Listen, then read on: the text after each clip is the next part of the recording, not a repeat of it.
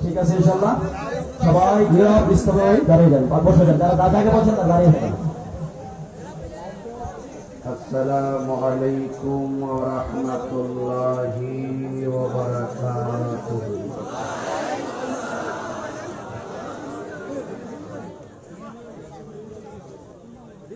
রাস্তা ঘাটে দোকান পাটে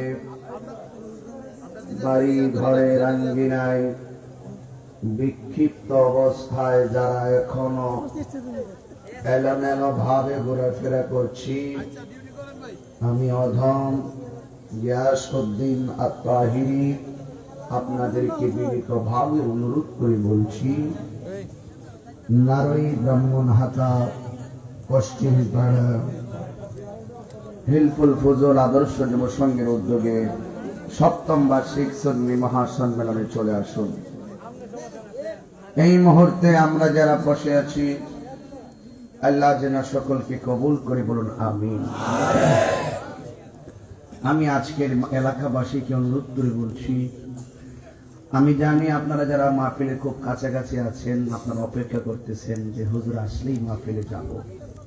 দূরে যারা আছে তারা একটু আগে চলে এসেছে, কিন্তু আমি আপনাদের থেকে আর কেউ মাহফিলে আসার চেষ্টা করবেন না, কারণ আমাদের প্যান্ডেলে জায়গা নাই। ঠিক কিনা কম? জায়গা নাই। যাই হোক, জায়গা অনেক বড়, কিন্তু আশিকে ঢল নেমেছে। আনন্দে সুন্নিদের মন দুলতেছে, বাতিল থরথর করে কাঁপতেছে।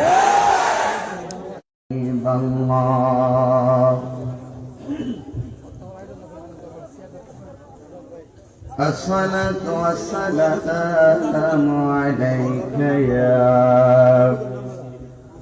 شفيع المذنبين، الصلاة والسلام عليك يا رحمة للعالمين، اللهم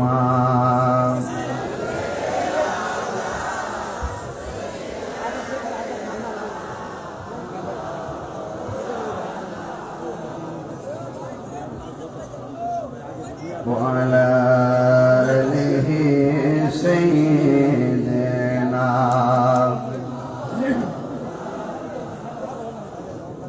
मोहब्बत मायार सुरे जबान का छेड़े पड़ो ना अल्लाहुम्मा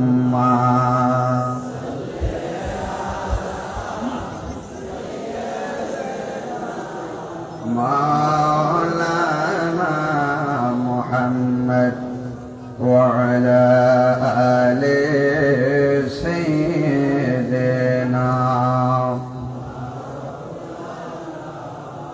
दुनायने रसूल पाक देखले केमन हतो,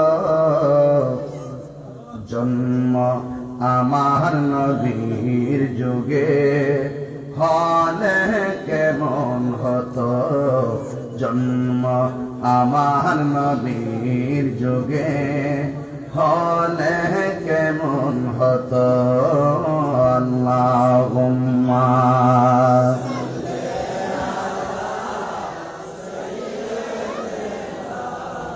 मौलाना मुहम्मद वअला आले सय्यिदना। आशितो बेशे हजरते बेलालेर मधुर आजान, সেই আজানে ছিল এত প্রেম মুগ্ধ রহমান, দয়াল নবীর পিছে নামাজ পড়লে কেমন হতো, আল্লাহুম্মা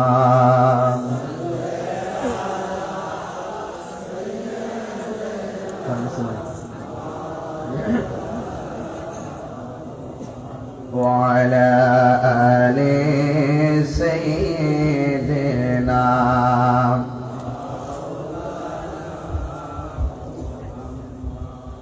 উপস্থিত নারই ব্রাহ্মণ হাতা পশ্চিম পাড়া মহতি কনফারেন্সের সম্মানিত সভাপতি হযরত আল্লাহ মাওলানা মুফতি হামিদুল হক ওয়ারফি সাহেব, সহ সভাপতি আলহাজ মোহাম্মদ মাজিদুল হক ভুইয়া, আলহাজ মোহাম্মদ শহীদুল হক মোল্লা, আজকের বিশেষ বক্তা হযরত আল্লাহ মাওলানা মুয়াজ্জিব হুসাইন হানাফি সাহেব, মাওলানা হাফেজ শামসুল হক সাহেব, মাওলানা কারি আলাউদ্দিন আইয়ুবী সাহেব, প্রধান অতিথি নবীনগর উপজেলা পরিষদের মাটি মানুষের কিংবদন্তি নেতা জনাব মনিরুজ্জামান মনির সাহেব এবং 21 নং উত্তর কাইসারের পরিষদের নবনির্বাচিত চেয়ারম্যান জনাব MA আসলাম রিজা সাহেব, এখানে অনেক স্থানীয় নেতৃবৃন্দ এবং অনেক চোখে দেখা অনেক মুরব্বিয়ান ইকরাম, যে আল্লাহ পাক আমাদের সকলকে আজকের মাহফিলে এনেছেন মাওলানা হাফেজ জাবির আহমদ সাহেবের পরিচালনায় এলাকার মুরব্বী সমাজ ও যুব সমাজ মা বোন কর্তৃক অনুষ্ঠিতব্য সুন্নি মহাসম্মেলন হিলফুল ফুজুল। নামটা কি? হিলফুল ফুজুল, অর্থ হলো শান্তি সংগঠন। দয়াল নবীর জীবনে প্রথম সংগঠনটা করেছিলেন এই হিলফুল ফুজুল। এই সংগঠন মুরব্বীদেরকে দয়াল নবী রাখেন নাই, শুধু যুবকদেরকে রাখছেন। এখান থেকে আমরা পেয়ে গেছি যে মুরব্বীরা হবে উপদেষ্টা, মাঠের কাজ করবে পোলা পাই, ঠিক কিনা গো? মুরব্বীরা শুধু বলবে যে লাম মারি কাঠ প্যান্ডেল বার, দায়িত্ব পালন করো, বাতাস করো, কফি দাও, ঠিক কিনা গো? মুরব্বীরা শুধুমাত্র হুকুম করব, পোলাপান মুরব্বীদের হুকুমটাকে শ্রদ্ধার সাথে পালন করবে।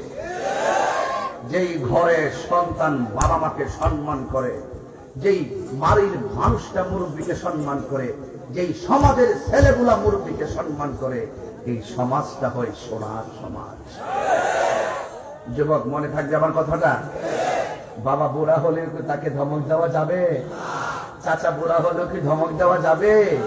এলাকার যে কোনো মুরব্বীদেরকে কি ধমক দেওয়া যাবে?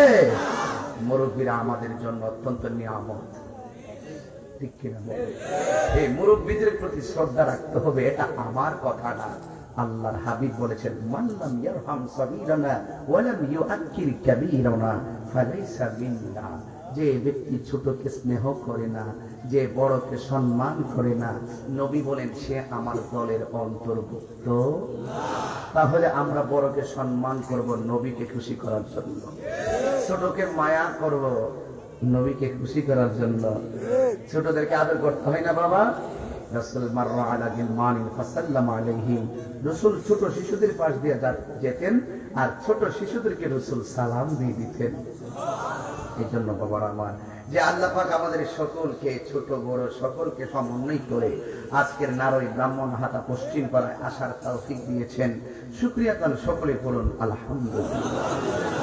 আমি আজকে সিলেট থেকে আসার পথে ব্রাহ্মণবাড়িয়া বিশ্বরূপটা কেবল পার হওয়ার পরেই, কালীহাতা পার হওয়ার পরেই প্রায় 1 ঘন্টা 23 মিনিট জার্নি ছিলাম। 1 ঘন্টা 23 মিনিট রাস্তার কাজ চলতেছে, পুরো ব্লক হয়ে গেছে রাস্তা, যেই জন্য আমার আসতে একটু বিলম্ব হয়েছে।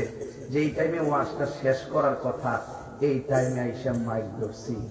আসলে প্রত্যেক কমিটির দাবি থাকে হুজুর 10টাই মাইক ধরবেন, আমাদের সমস্যা থাকলে আমরা বলি এশারের পরে দিবেন, কিন্তু আমি এশারের পরে বলার পরও কমিটিদের মনের আশা পূরণ হয়ে গেছে। মানে একদম ওয়াজের প্রপার টাইম যেটা, একটা পরিপূর্ণ টাইম যেটা, সেই টাইমে আজকে আমরা একত্রিত হয়েছি। আপনারা কি বেজার হয়েছেন? গোসা করেছেন? নারী একটা ঐতিহ্যবাহী এলাকা, আমি ওইদিকে ঘোরাফেরা করে আমার খুব ইচ্ছা ছিল যে নারী গ্রামটা কেমন, নারী গ্রামের মানুষগুলার মনের মাধুরীতে মিশার একটা শখ ছিল। কত পাবনা, দিনাজপুর, রংপুর, কথা বলেন ঠিক কিনা বলেন? পাবনা, দিনাজপুর, মহেশখালী, ওই যে পরশুদিন মাহফিল করা মহেশখালী, দিনের বেলা লক্ষ মানুষ নিয়ে বাঁশখালী মাহফিল করেছি। কিন্তু অনেক দূরে যাই, কিন্তু এই এলাকাতে আমার আসা হয় না, একটু সাইড হওয়ার কারণে আমাদের চলাচলটা অন্যদিকে। তো যাই হোক, আমি নোয়াগাঁও এসে গিয়েছিলাম। আমাকে আপনাদের এলাকার আল্লামা, আমার অত্যন্ত মহব্বতের মানুষ আল্লামা আলম শেখ এবং বিশ্ববিদ্যালয়ের মুরিদ, নাম কি? আব্দুল রেজবি সাহেব, আপনার মাহফিলে আসছিলাম না, আইসে গেছিলাম, যে স্কুল মাঠে আইসে গেছিলাম, কিন্তু নারুই ব্রাহ্মণ হাতা কি এসেছি কখনো? আচ্ছা, তাহলে আমার অভিষেক। এখন আমি জানি এখানে আমার ভালোবাসার অনেক মানুষ আছে, তারা আমাকে দাওয়াত করেছে। আবার কিছু মানুষ আছে সবাই যে ভালোবাসে এমন না। তবে আমি যেহেতু মেহমান হয়ে নারুই গ্রামে ঢুকে গেছি, এখন আমার শত্রু হোক বন্ধু হোক সবাই আমার সাথে ভালো ব্যবহার করতে হবে, এটা আমার নবীর শিক্ষা। রাসূলের বাড়িতে যখন রসুলকে যখন থাপ্পড় মেরেছিল, তখন ওই কাফের খ্রিস্টান আমার নবীর বাড়িতে আসছিলেন। আসার পরে আমার রসুল বলছিলেন, আপনি যে আমাকে থাপ্পড় দিয়েছেন, আপনার হাতে কি ব্যথা পেয়েছেন? এই জন্য কেউ উচ্ছৃঙ্খল করতে পারে, কেউ কিছু বলতে পারে, আমি মোটেও চিন্তা করি না, কারণ সবাই তো আমরা নবীকে ভালোবাসি। তো আশা রাখি নবীর ভালোবাসার যে নিয়ম, ভালোবাসার কথাগুলো আমরা সবাই যেন শ্রবণ করি, মনে রাখি। বুঝতে পেরেছেন? রসুল যখন দেখেছেন তাকে, তুমি কি ব্যথা পেয়েছো? আল্লাহর হাবিব দেখতেছেন তার যে হাত দিয়ে রসুলকে থাপ্পড় দিয়েছিল, ওই লোকটা তার ডান হাতটাকে কেটে ফেলছে, আর ডান হাতটাকে ওই লোকটার বাম হাতে নিয়ে নবীর কাছে আসার পরে বলছেন, নবী গো, আপনাকে মেরেছি, ভুল করেছি, আপনি আমাকে কালিমা পড়ে মুসলমান বানিয়ে দেন। মুসলমান হওয়ার পরে সে দৌড় দিছে। আমার নবী কয়, শোনো, তুমি হাতটা কাটার আগে তুমি কি ছিলা? আমি তো খ্রিস্টান ছিলাম। হাতটা কাটার পরে তুমি কি ছিলা? আমি তো খ্রিস্টান ছিলাম। আমার বাড়িতে আসার সময় তুমি কি ছিলা? আমি তো খ্রিস্টান ছিলাম। কালিমা করার পরে তুমি কি হইছো? তো মুসলমান হয়েছি। তো হাত কাটা অবস্থায় আসছো খ্রিস্টান হইয়া, মুসলমান হইয়া হাত কাটা অবস্থায় যাইবা, এটা হতে পারে না। হাতটা আমার হাতে দাও। নবীর হাতে হাতটা নিয়ে তুতু মুবারকটা দিয়ে হাতটা লাগাই দিছে, হাতটা জোড়া লেগে গেছে। আমরা তো সেই নবীর উম্মত বেটা, কিসের দেখা দেখি, কিসের মারামারি, কত হাজার হাজার কত জায়গাতে আমরা কথা বলি, লক্ষ মানুষ নিয়ে কথা বলি। একদিন তো আমি মরে যাব, আপনি তো একদিন মরে যাবেন, কার বিরুদ্ধে কথা বলবেন? এই ছেলে, এই ছেলে, ওই তুমি দাঁড়াও, নেতা দাঁড়াও, তোমার দিয়ে শুরু করতে হয়। গত 12 দিন আগে কি দিয়া খাইছেন কম?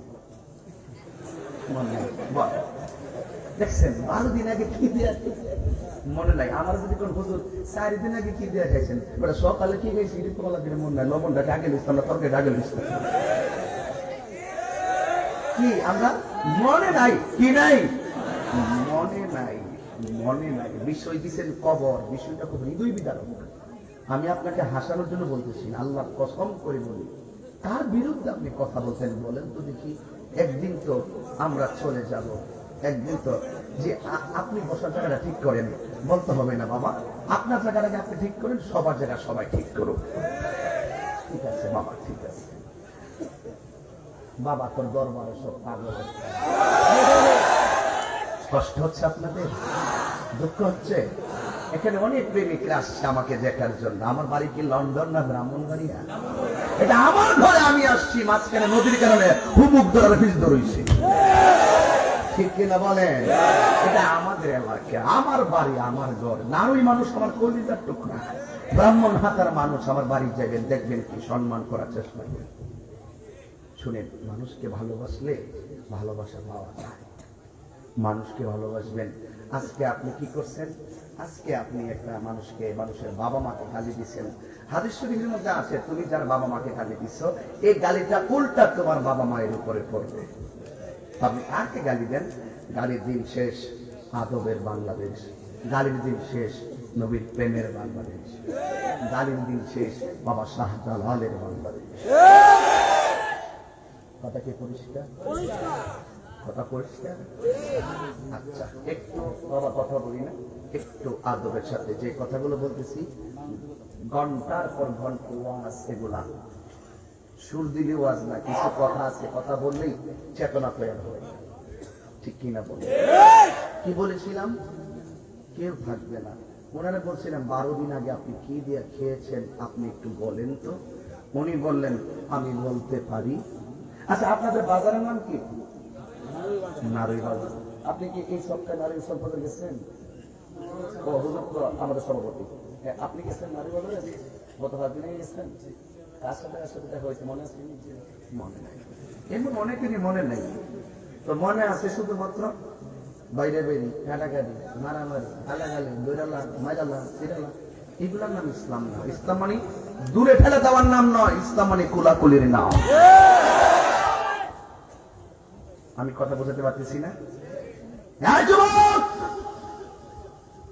12 দিন আগে কি দিয়া খেয়েছে সে বলতে পারে নাই, আমি 5 দিন আগে কি দিয়ে খেয়েছি আমি বলতে পারি নাই, নারী বাজার 1 সপ্তাহ আগে কার সঙ্গে দেখা হয়েছে বলতে পারে নাই, জীবনে কয়টা নেকি করেছে বলতে পারে না, জীবনে কয়টা গুনাহ করেছে কেউ বলতে পারে না, জীবনে কে কাকে দেখেছে কে কার সাথে কথা বলেছে হিসাব দিতে পারবে না।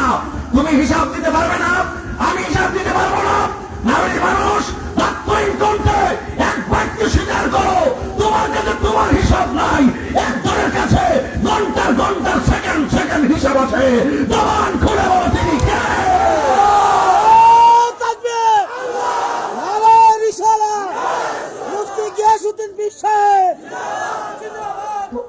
আপনার খবর তো আপনার কাছেই নাই, একজন জানেন তিনি কে। আরো জুড়ে বলুন, আরো জুড়ে বলুন। সে আল্লাহর গোলামি করার দরকার আছে না নাই? সাবধান, আমার বক্তব্যকে কেউ আক্রমণাত্মক মনে করবেন না, আমার বক্তব্য থেকে কেউ রাজনীতি বন্ধ করবেন না। আমি বলবো ইমানি চিত্তে, জবান খুলে বলুন, আসল ঘরের নাম কি বিল্ডিং না কবর?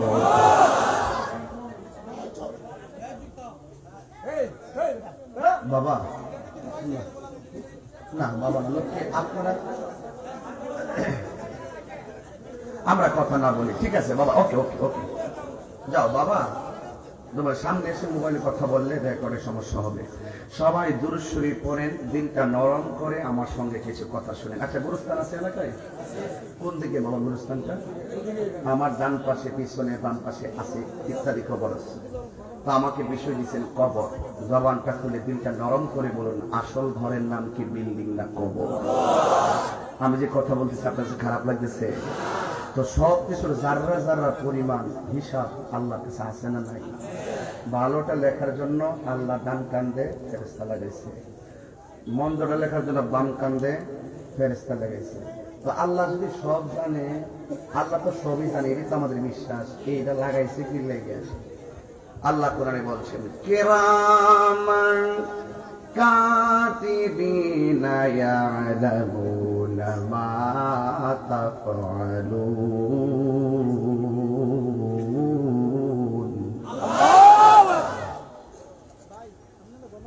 দুই কান্দের মধ্যে দুই ফেরেশতা, ভালো করলে ভালোটা লেখে, মন্দ করলে মন্দটা লেখে। জাররা জাররা পরিমাণ হিসাব হবে। কোন ময়দানে? হাসরের ময়দানে। আমার নবী বলেন, আখিরাতের প্রথম মঞ্জিল হলো কবর। জোরে বলেন, মঞ্জিলের নামটা কি? একটা জবান বন্ধ রাখবেন না, নীরব থেকে আমার কথাগুলো শ্রবণ করেন। নিজের চোখে দেখা কত মানুষকে নিজের হাতে কবর দেওয়াইলাম। গত শুক্রবারে আমি জুমার নামাজের পরে 3.5 বছর একটা বাচ্চার জানাজার নামাজে আমি ছিলাম। দেখেছিলাম বাচ্চার লাশটা সামনে রেখে তার বাবা কেমন করে কেঁদেছে, বাচ্চাটার দাদা কেমন করে কেঁদেছে। আমি দেখার পরে আর লাইনে দাঁড়ায় থাকতে পারি নাই, আমি সোজা লাশের পাশে দাঁড়ায় গেছি।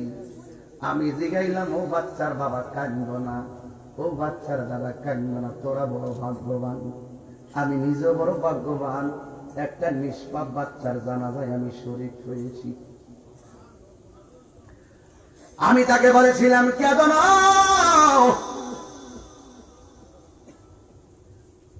কান্না করো না, কান্না করো না। কেন? তোমার বাচ্চাটা যদিও 3 মাস 3 বছরের ভিতরে মারা গেছে, কিন্তু তোমার বাচ্চাটাকে যখন কবরে দেওয়া হবে, ওই কবরে দেওয়ার পরে বাচ্চাটাকে মুনকির আমার মুনকার নাকির 3টা প্রশ্ন করবে। যখন বলবে মার রাব্বুকা, বাচ্চারা মুস্কি হাসবে। যখন বলবে ও আমার দিনুকা, বাচ্চারা মুস্কি হাসবে। ও আমার কুনতা তাকুলু ফি হাক্কি হাযার রাজুল, বাচ্চারা মুস্কি হাসবে। যুবক আমার, ছোট বাচ্চাকে 3টা প্রশ্ন করবে, কিন্তু ফেরেশতা পিছনে বইয়া থেকে থেকে ওই বাচ্চার পক্ষে 3টা প্রশ্নের জবাব দিয়ে দিবে। কত ভাগ্যবান! ছোট বাচ্চা যারা হারাইছেন তারা কাঁদবেন না, ধৈর্য ধারণ করেন। এই ছোট বাচ্চারা একদিন হাসরের ময়দানে উঠবে। আল্লাহ রাব্বুল আলামিন বলবেন, হে বাচ্চারা, তোদের হিসাব নাই, তোদের হিসাব নাই, তোরা বিনা হিসাবে জান্নাতি। এই ছোট বাচ্চাগুলো আল্লাহকে ডাক দিয়ে বলবে, আল্লাহ, হো আল্লাহ, আমরা বিনা হিসাবে জান্নাতে যাব, কিন্তু আমার আব্বা আম্মা কই? এই বাচ্চাগুলো বাপ মা ছাড়া জান্নাতে কদম দিবে না। এই হলো বাচ্চার কবরের হিসাব আর হাসরের হিসাব। এখন কথা হলো, যদি তুমি একটু বড় হয়ে যাও, তুমি যখন বালেগ হয়ে যাবে, নামাজ যখন তোমার উপরে ফরজ হয়ে যাবে, তখন তুমি আর নিষ্পাপ থাকবে না। একটা কথা বলছো একটা হিসাব, 2টা বলছো 2টা হিসাব, একটা নেকি করছো একটা তোমার ডাবসে জমা হলো, একটা গুনাহ করছো আর একটা গুনাহ ডাবসে জমা হলো। এইভাবে তোমার সওয়াব বাড়বে, গুনাহ বাড়বে। লোকটা কয় 12 দিন আগে আমি কি দিয়া খাইছি আমি বলতে পারি না। এই 12 দিনের ভিতরে তুমি কতটা দেখা দেখছো, কতটা কথা বলছো। তোমার জবানটা বন্ধ করে দিব আমার আল্লাহ, চোখের সাক্ষী চোখ দিবি, হাতের সাক্ষী হাত দিবি। কি করবে রে বন্ধু, কি বুঝাইতাম? Know thyself, know thyself, know thyself। আগে নিজেরে চিনো, নিজেরে চিনো, নিজেরে চিনো। তাহিরি বিরুদ্ধে বদনাম করলে লাভ নাই, কারণ তোমার যদি 1 কোটি টাকা দিয়ে বলি কবরে তুমি আমার সঙ্গে 5টা রাত থাকবা, তুমি আমার কবরে যাইতা না, তোমার কবরে আমিও যাব না। এই জন্য আব্বুরে আমার আল্লাহ বলেন, কাইফা তাকফুরুনা বিল্লাহি ওয়া কুনতুম আমওয়াতান ফাআহইয়াকুম সুম্মা ইউমীতুকুম সুম্মা ইউহয়ীকুম সুম্মা ইলাইহি তুরজাউন।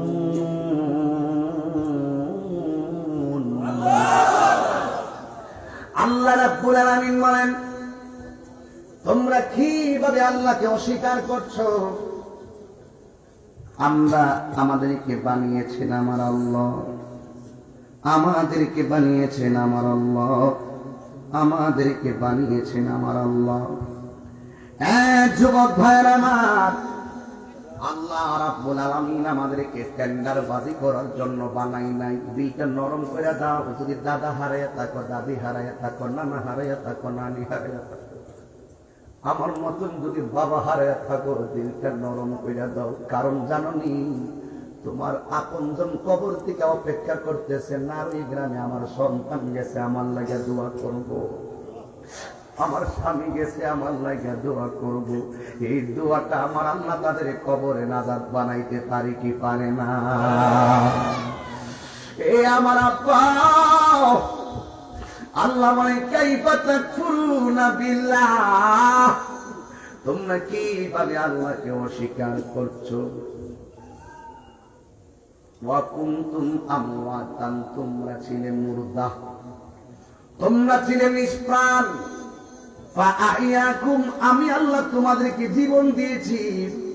আপনারা জবান করে বলা লাগবে, জীবন দেওয়ার মালিককে। এই মালিক যারা জানোনি, কোরআনের একটা আয়াত আমার মনে হইয়া গেছে, বের করে ফেলছি। এই মালিক হলো তিনি, ইনিল হুকমু ইল্লা লিল্লাহ। এই মালিক হলো তিনি, আল্লাহ ছাড়া কাহারও বিধান দেওয়ার ক্ষমতা আমার আল্লাহ রাব্বুল আলামিন আদেশ দিয়েছেন, যালিকা দীনুল কাইয়্যিম, তিনি ব্যতীত কাহারও ইবাদত হোক। যালিকা দিন, আল্লাহ তা'বুদু ইল্লা ইয়াহু, আল্লাহ ছাড়া কাহারও ইবাদত করা যাবে না। যালিকা দীনুল কাইয়্যিম, এটাই হলো সরল পথ, এটাই হলো সোজা পথ। ওয়ালাকিন্না আকসারান নাস, অধিকাংশ মানুষ যারা রয়েছে, লা ইয়ালামুন, তারা জানে না।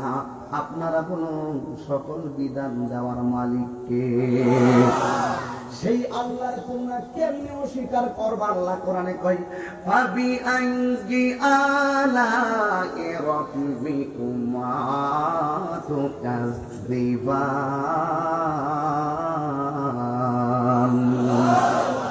আল্লাহ রাব্বুল আলামিন বলেন, তোমরা তোমাদের রবের কোন কোন নিয়ামতকে অস্বীকার করবে?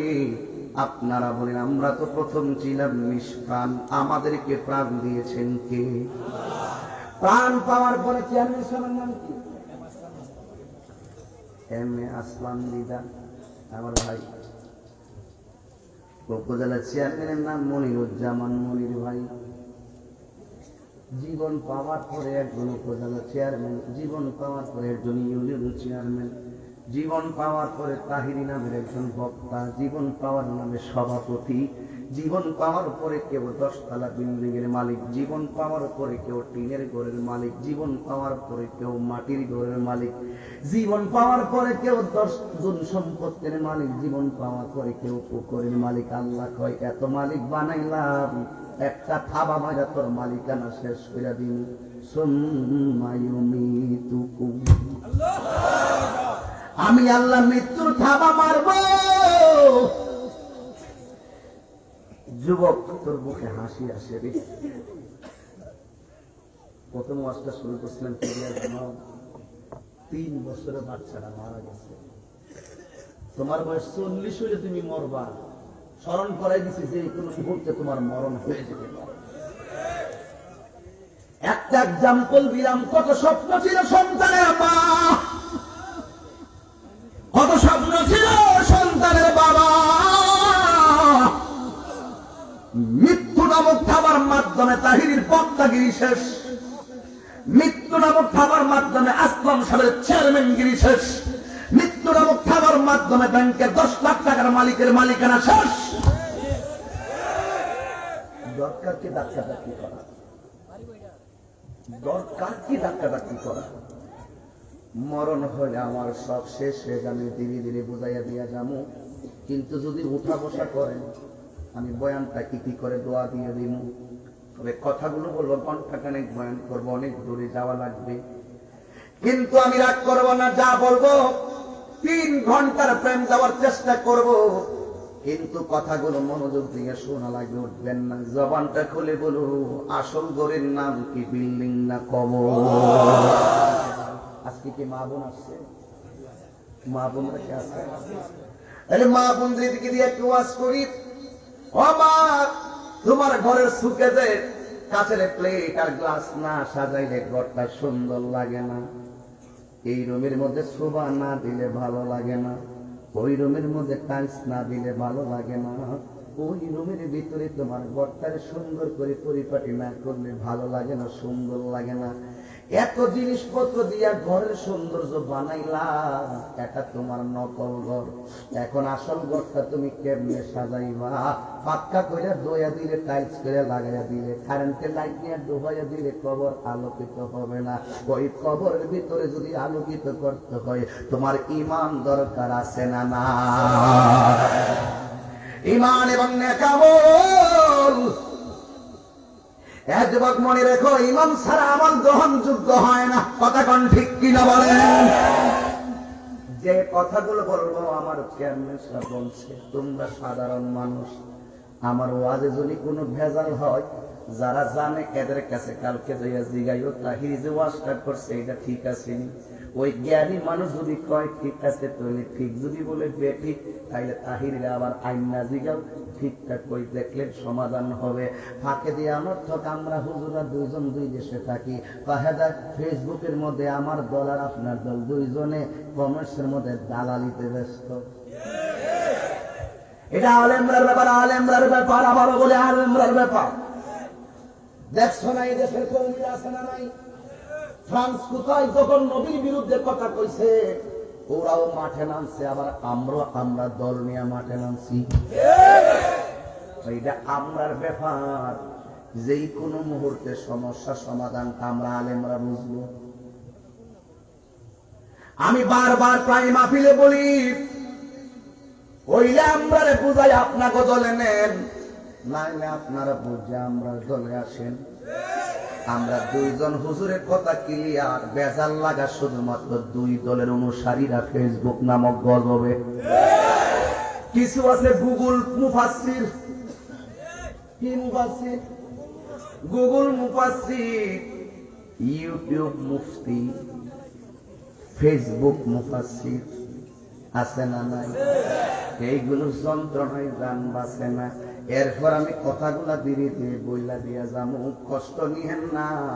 বিষয় তো দিছে নিশ্চিত, বসার পরে আগেও তো বলেন নাই। এরপর আমি ধাপে ধাপে কথাগুলো বলাই লাগবে। অযুবক, কোথায় জেনে গিয়েছিলাম? বলেছিলাম তুমি ছিলে মুর্দা, তোমার জীবন দিছে কে? জীবন দেওয়ার পরে আমার আল্লাহ আবার মরণ দিব। জোরে কোন কি দিব? মরণ দিব। মরণ দিব। কত জানাজার করেছি নামাজ, দিয়েছি কত দাফন, কোথায় যেন আছে আমারও তৈরি সাদা কাফন। কত জানাজার করেছি নামাজ, দিয়েছি কত দাফন।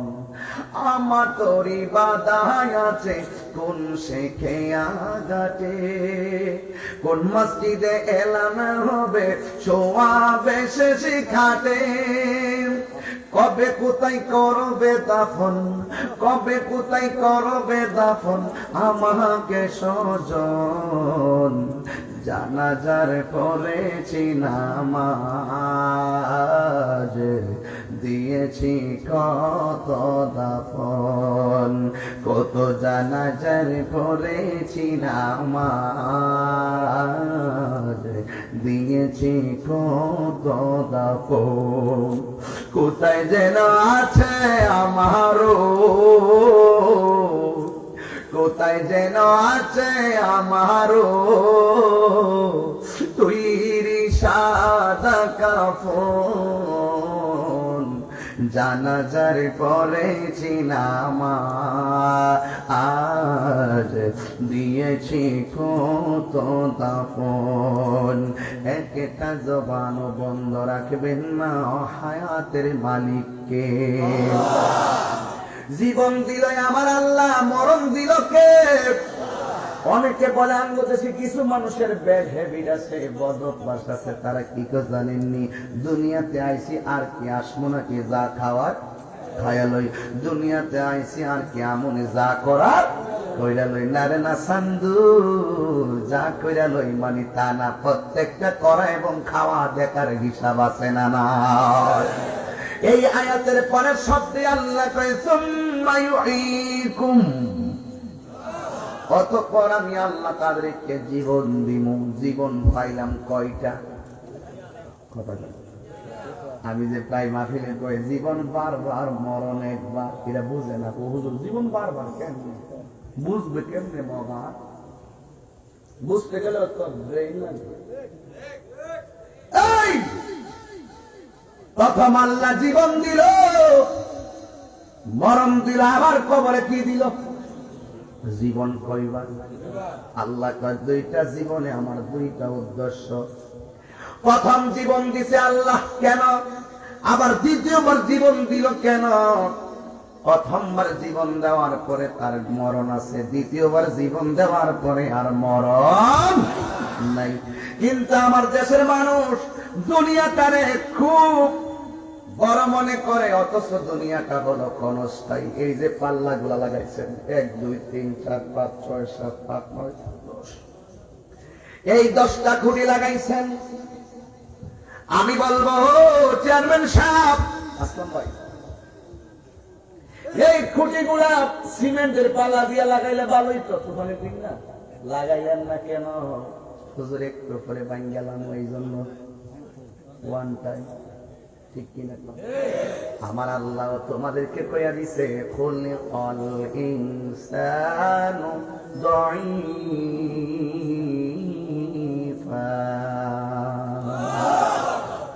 খুলিকাল ইনসানু দাঈফা।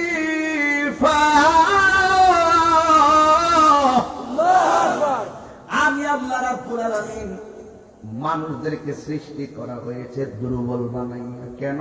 কুল্লু মান আলাইহা ফান, সব কিছু শেষ হইয়া যাবে। প্রথম আল্লাহ জীবন দিল, আল্লাহর উদ্দেশ্য হলো একটা, বলবনি।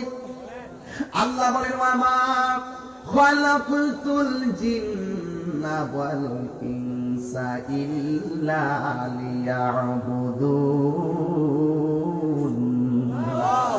আমি আল্লাহ রাব্বুল আলামিন মানুষ এবং জিন জাতিকে সৃষ্টি করেছি একমাত্র আমি আল্লাহর গোলামি করার জন্য। এরপরে আমার আল্লাহ যে মরণ দিবে, মরণটা দিবে একমাত্র আল্লাহর ক্ষমতা বোঝানোর জন্য। আপনারা দারুরি মানুষ, ব্রাহ্মণ হাতার মানুষ বলেন, আমার আল্লাহর ধরা কি নরম না শক্ত? আল্লাহ বলেন ইন্না বাতুশা রাব্বিকা লাশাদীদ, নিশ্চয়ই আমি আল্লাহর ধরা অনেক শক্ত। এরপরে আল্লাহ মরণ দিব কেন? আমার আল্লাহ বলেন ফামাই ইয়ামাল মিসকালা যাররাতিন খায়রান ইয়ারা ওয়া মান ইয়ামাল মিসকালা যাররাতিন শাররান ইয়ারা। জোরে জোরে কি সুবহানাল্লাহ বলবেন না?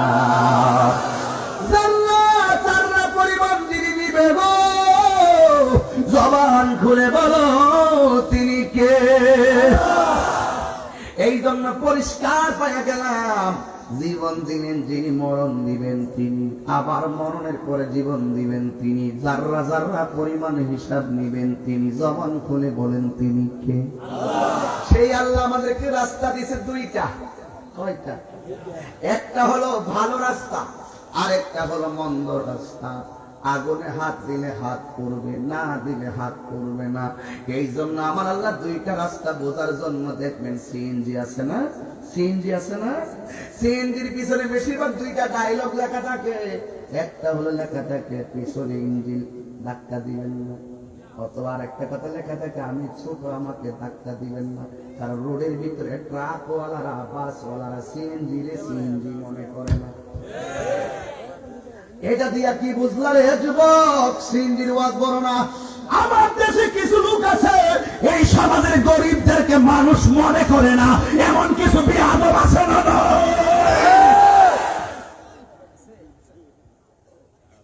কুরবানি দেয় 10টা বাজার আগে গরুটা জব কইরা রাম খাইয়া খিলাল কইরা ফেটটা বাড়ি করে রাস্তায় হাঁটে, আর গরিবে বয়া তারে একটু প্রাণী গোস্ত তার বাড়িতে আইব।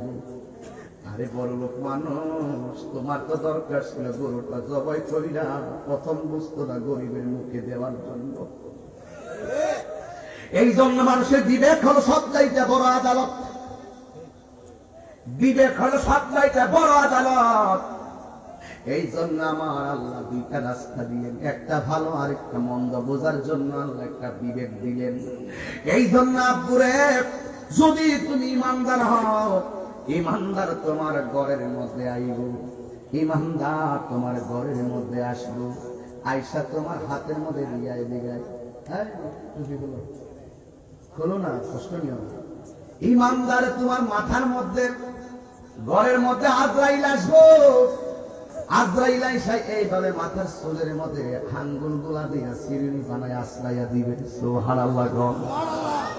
এবার ইমানদার একটু ঘুম ঘুম ভাব আসবে, ইমানদারের কানের কাছে আজরাইলে মুখটা লাগাইয়া করিব, তোমার রুহুটা একটু পরে নিয়ে যাবো। আরে বাবা, ইমানদার কারে তো বুঝ গেলাও, আমরা প্রায় সময় গান গাইতাম, তোরা ফতুয়া লাগাচ্ছে বাবা, আরে মাটিও খায় না জমেও সৈন্য প্রেমিকে যাই জনা। কথা কও ঠিক না রে? এ টাকার পাগল না, সম্পদের পাগল না, ওই প্রেমিক গুলাই এমন পাগল, নবীর শান শুনলে তারা স্থির থাকতে পারে না। আর করে কোন ঠিক না বেঠে? ইমানদারের কানের মুখটা লাগায়া কইব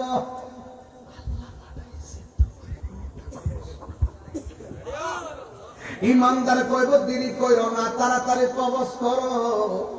আমার মনিবের সঙ্গে দিদারের জন্য আমার মনটা পাগল পাগল হইয়া রইছে।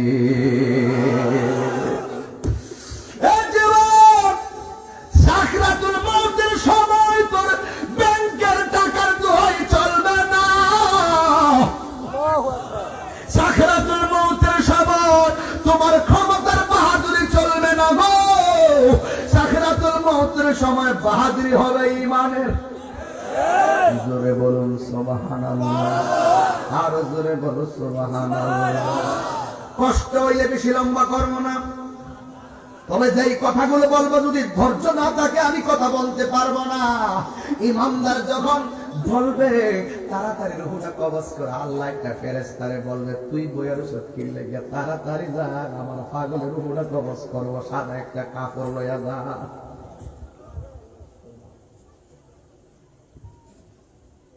সাদা একটা কাপড় লইয়া যান, একটা আতরের বোতল লইয়া যা। ওই আতরটার কাপড়টার মধ্যে সুন্দর করে মেসেজ করবি। মেসেজ করে তুই ইমানদারের দুইটা চোখের মাঝখানে গিয়া বসে যাইবি। আজরাইল হলো মাথার গোড়ায়, আর ওই ফেরেশতাটা হলো দুইটা, এই চোখটা আর এই চোখটার মাঝখানে বসে কাপড়টার নাকের মধ্যে এমন ভাবে লাগাইয়া দিব। আজরাইল কোনো রুহু নিতাছি, আর ইমানদারে ওই কাপড় থেকে কি মেশ কামবার লয়া লয়া আস্তে আস্তে আস্তে আস্তে ঘুমাইতাছে। আজরাইল আস্তে আস্তে হাত মারাইতাছে আর এতে ঘুমাইতাছে।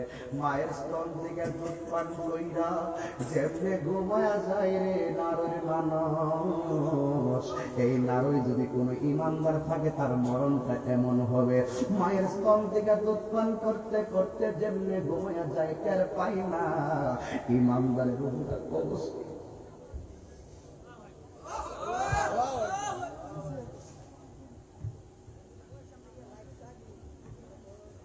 হাজার হাজার মানুষ নিয়ে আওয়াজ করি, লক্ষ লক্ষ মানুষ নিয়ে আওয়াজ করি, কোন সম্মানের অভাব নাই। মরণের কালে নবীর দেখা হইব নি গো নবী, ইমানের সাথে আমার মরণ হইব নি গো নবী। ইমানদারের মরণ যে কত সুন্দর, ইমানদারের নাকের মধ্যে এই সুগন্ধি কাপড়টা লাগাইও, ইমানদার আমি ঘুমা যাইব। আল্লাহ বলে ও ফেরেশতা ওই রুহুটারে তোর সাদা কাপড়ের ভিতরে ল, এই রুহুটারে এমন ভাবে লইয়া এমন ভাবে নিয়া এমন ভাবে বাইন্ডিং কইরা উপরের দিকে একটা উড়াল দিব।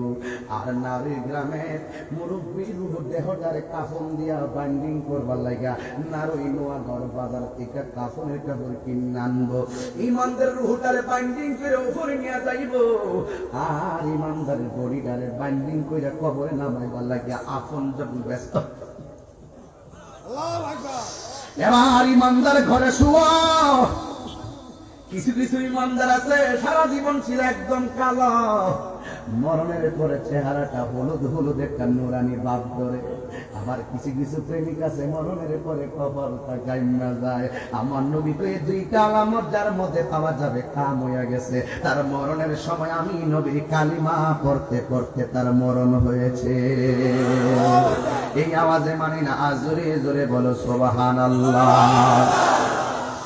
এই জন্য যুবক আমি কোন ভাষায় বয়ান করব, কি ভাষায় বয়ান করলে চোখের মধ্যে কবরটা বসাবেন।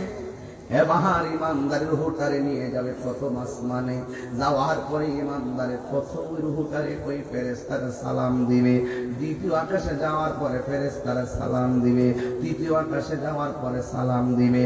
এইভাবে যাইতে যাইতে এমন একটা জায়গায় যাবে, ওই জায়গাটার কাছে যাওয়ার পরে আল্লাহ বলবেন ও ফেরেশতার যাইস না, আমি আল্লাহ রুহটা রাখার জন্য একটা বাড়ি বানাইছি।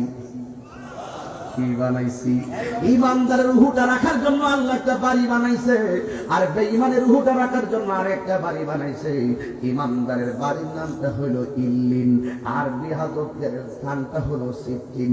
ইল্লিন হলো সুখের জায়গা। এই ছেলে, এই ছেলে, এই সমস্যা কি তোমার? পাগল নাকি আসলে পুরা? আমি কি প্রতিদিনে সেখানে বসে থাকবো? কিসের কি বসে কি করে না? বস, বেশি লম্বা করবো না, কিন্তু আমার কথা শুনতে হবে তো। তোমরা যেটা আসল ঘরের কথা বলে যদি নকল বাড়ি কান মারে, বুঝতে হবে তোমার অন্তর এখনো নরম হয় না। ঠিক কিনা বলেন? বাড়ি কি যাইবো না?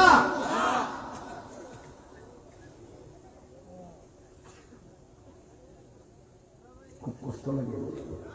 সুন্দর পৃথিবী ছেড়ে চলে যেতে চায় না এমন, তবু চলে যেতে হয়। থাকতে পারবেন? এই থাকতে পারবেন? আমার বাবা যে হুট করে যাইব গা, বিশ্বাস করেন চেয়ারম্যান সাহেব, আমি কল্পনাও করি নাই।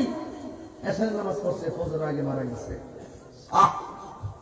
সুখের দুছালা ছাউনি দিয়া যতন করিয়া ঘর বাঁধিয়া সাজানো হলো জীবন, বেঁচে থাকার আশায় তখনই চলে এলো উপরের ডাক, তখনই চলে এলো উপরের ডাক। হলো না পূরণ স্বপ্ন, তবু চলে যেতে হয়। বলুন, তবু চলে যেতে হয়। সুন্দর পৃথিবী ছেড়ে চলে যেতে চায় না এমন। থাকতে পারবেন বাবা? এই থাকতে পারবেন? এই জন্য বলছি থাকতে পারবেন না, দিলটা নরম করলে কাজ হইয়া যাইব। যদি কান্না করতে না পারো, কান্নার ভান করো। আমাদের গুনাহ মাফ না হোক, আমরা আপত্তি করব। এই উসিলাই যেন কবরবাসীরা আল্লাহ মাফ করে দেয়, এই দোয়ার দরকার আছে না নাই? এবার ইমামদের রুহটাকে ইল্লিনে রাখবে।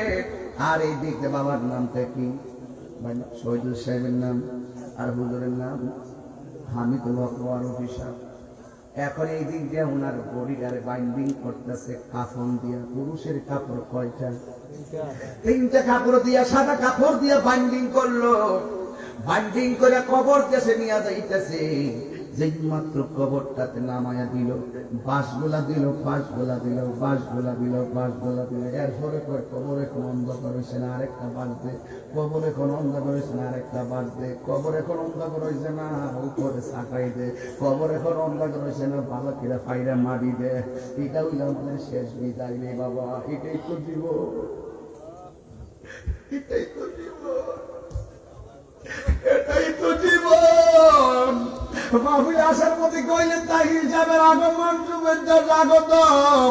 তাহির মারা গেলে তো ঘরে কইব লাশের দর, লাশের কাভরান, লাশের খাটান, লাশের কবরে নামা, লাশের কবরে প্রথম মাটি কয় লাশের কবর দে। কেউ কইব না তাহির হিসাবের কবরে নামা।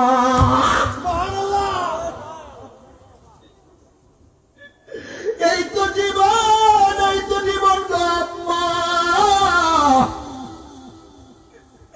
ইমানদারের কবর নামায়া দিলে আল্লাহ বলবে, ও ফেরেশতা, আমার পাগলের কবরে নামাই দিছে, তাড়াতাড়ি যা, আমার পাগলের কবরে ইন্টারভিউ হবে।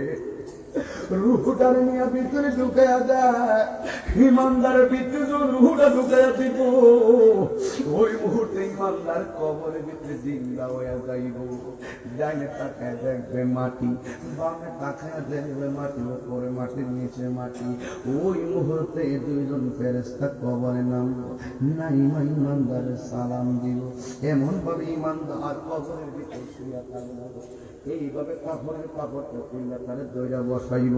দেখেন তো চিত্রটা কেমন লাগে রে বাবা। চিনা নাই, জানা নাই, মনকার নাকির মানে তো অপরিচিত ফেরেশতা, যাদেরকে জীবনে আমরা কোনোদিন দেখি নাই। ওরা আইসা সুন্দর করে আমরা উঠাইব, উঠাইয়া এমন ভাবে বসাইব, বসাইয়া জিগাইব মার বাপুকা। ইমানদার কইব রব্বি আল্লাহ, ওয়ামা দিল্লুকা। ইমানদার কইব দিনিয়াল ইসলাম, ওয়ামা কুনতা তাকুলু ফি হজ্জার রাজুল। এই লোকটা সম্পর্কে তোমরা কি ধারণা করতে? বন্ধুরে বন্ধুরে, যেই মাত্র 3টা প্রশ্নের উত্তর দিয়া ফেলাইব, ইন দি মিন টাইমে আমার আল্লাহ কইব, ফেরেশতা আমার পাগলটা পাতলা কাপড় দিয়া কবরে কেমনে থাকবো, তাড়াতাড়ি যাও জান্নাত থেকে সুন্দর একটা বিছানা না আমার পাগলের পিঠের নিচে বিছাইয়া দে। এই যে মাত্র বিছাইয়া দিব, আল্লাহ কইব, ফেরেশতা রে, এই কবরটার বরাবর জান্নাত থেকে একটা লাইন কইরা দে, যেন কবরের ভিতরে জান্নাতে একটা হাওয়া আসতে পারে। এমন একটা হাওয়ার মধ্যে ইমানদার এইভাবে শুয়ে যাইব। কষ্ট নিয়ে না, বাস্তব কথা বলছি। ইমানদার যখন দেখবে এত সুন্দর হাওয়া আইতাছে, ইমানদার তখন ডাইন পাশে খাইতেইব, ডাইন পাশে খাইতে দেখবো এমন সুন্দর একটা নূরের টুকরা দাঁড়ায় রইছে। এবার ইমানদার কইব, তুমি কেডা গো, তুমি কেডা গো, আমার কবরের ভিতরে আলো দিতেছ, আমার চিনো না, আমি হইলাম দুনিয়ার তোমার স্বপ্নের আমল। ওই আমল গুলো আলো দিব। আবার ইমানদার বাম কাজ যখন হইব, বাম কাজ হওয়ার পরে আরেকটা আলো দেখবে, এ আমার আম্মা, ও আমার আম্মা গো, শোনো ভালো করে শোনো। ইমানদার বাম কাজ হওয়ার পরে আর একটা নূরের আলো দেখবে। ইমানদার জিগাইব, তুমি কেন গো, আমার ছিল না, আমি হইলাম দুনিয়ায় তোমার কোরআন তেলাওয়াত। জোরে জোরে কি সুবহানাল্লাহ বলবেন না? এ আমার আম্মা, ঘরের টেলিভিশনটা শুধু পরিষ্কার রাখলে চলবে না গো মা, কোরআন তেলাওয়াত কইরো। ইমানদারের 3টা গুণ। জোরে করে ইমানদারের কয়টা গুণ? 1 নম্বর, ইমানদার খাবে কম। 2 নম্বর, ইমানদার কথা বলবে কম। 3 নম্বর, ইমানদার ঘুমাইবে কম। খাবে কম, কথা বলবে কম, ঘুমাইবে কম। ইমানদারের ঘরে কইব, তোর কবরে আপন কেডা, ইমানদার কোন কথা কয় না। জানাজার মাঠে বলবে, তোমার কবরে আপন কেডা, ইমানদার কোন কথা কয় না। কবরে নামানোর পরে তোমার আপন কেডা, ইমানদার কোন কথা কয় না। যে মাত্র ইমানদারকে কবরে নামায় উঠে যাবে, জিগাইব, কবরে আপন কেডা। রাগ কইলেন না, গুসা কইলেন না। অনেকে বলেন ওই কবর থেকে না, ওই কবর থেকে বলে একটা ছিদ্র করে দিল মদিনায় নবীর বরাবর, এই কবর থেকে বলে নবীর দেখবো। আবার অনেকে কয় নবীর ছবি দেখাইব। এই 2টা কথা আমি মানি না, 2টা কথা আমি মানি না। ও আমার কুনতা তাকুলু ফি হক্কি হাজার রাজুল, এই কবরের ভিতরে যেই নবীর সম্পর্কে হাজার রাসূল বলবে, হাজার শব্দটা দূরবর্তী কাছে সব ক্ষেত্রে ব্যবহৃত হয়। এই যুবক বন্ধুরে, হাজার শব্দটা নিকটবর্তীর জন্য ব্যবহৃত হয়, জালিকা শব্দটা দূরবর্তীর জন্য ব্যবহৃত হয়। যেহেতু আমার নবীর কইব হাজার রাজুল, এই লোকটাকে, ও বন্ধু তোমরা অনেকে দালাল জোরে কথা কইও না রে ভাই। আমার কবরে আমার নবী রাহমাতুল লিল আলামিন, কবরের ভিতরে ছবি দেখানো হবে না, লাইনও করানো হবে না। ওই কবরে আমার নবী সশরীরে হাজির থাকবে।